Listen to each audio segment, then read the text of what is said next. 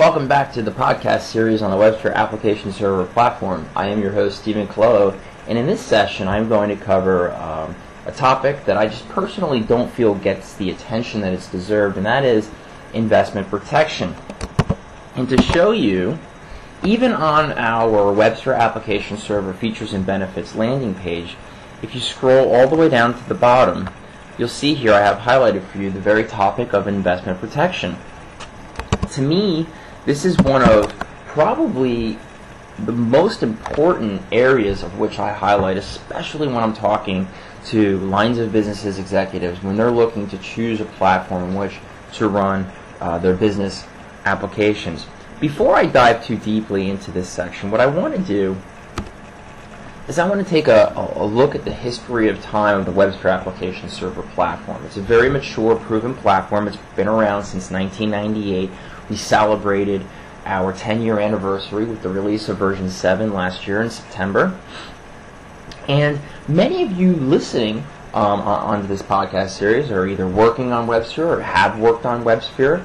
In the past, I myself started in the version 3.5 days. So it's been around for a very long time.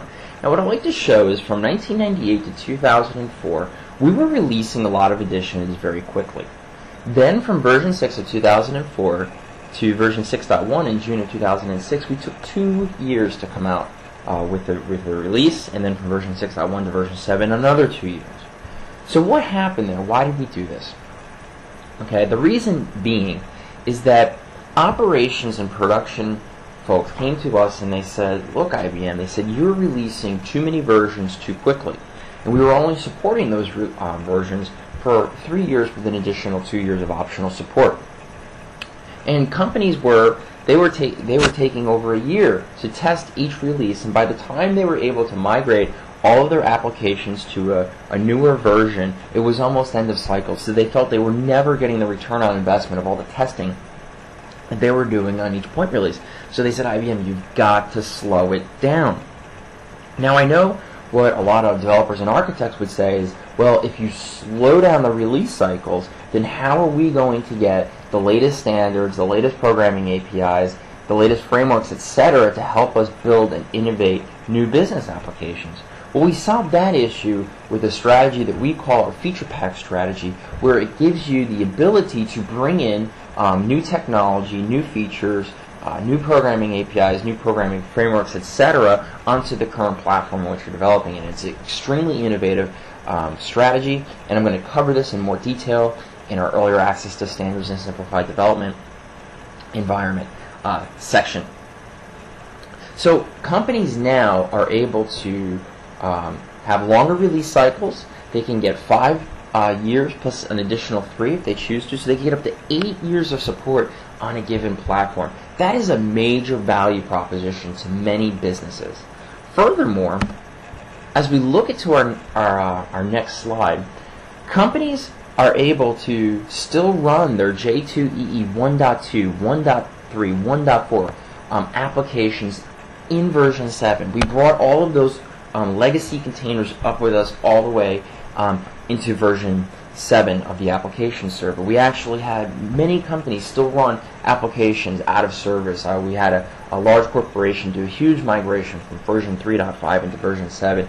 All they had to do was make some minor configuration changes and do some testing, and their old legacy applications still ran in version 7. These were applications written in the 2000, 2001 time period that never had to get changed. They never had to go in there and change all their old CMP EJBs. They never had to change any of their code.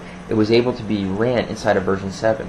Furthermore, even if, let's say, you do have to make changes into some of those legacy applications that were written, if you're a developer, you don't need to go bring up an older version of WebSphere or an older development environment, etc. You could still run it in your version 7 WebSphere that you're going to be working on today. Now, I know a lot of developers would say, oh, well, that's going to make, bringing all of those older legacy containers up into the newest version, well, that's going to make the application server much bigger. And, historically, that has been true, but we have fixed that problem as well. We've been able to actually condense the size of it. I'm going to talk about that more in our improved and enhanced development environment. So this is just a major, major value proposition that businesses have the quality of assurance that they're going to be able to run their applications for a very long time. The old adage, if it isn't broken, then don't fix it, okay? If you look at where we stand today, applications written in 2000, it's now 2009, and they can get an additional 8 years. That's 17 years that these applications can run in production without having to have developers go in there and change any of the business logic just to get it migrated to the newest version. That's a major value proposition, and I encourage you to investigate this inside of other vendors, because I have not found another vendor that does this much effort into making sure that customers don't have migration pains for the long term. I thank you, and I look forward to our next session.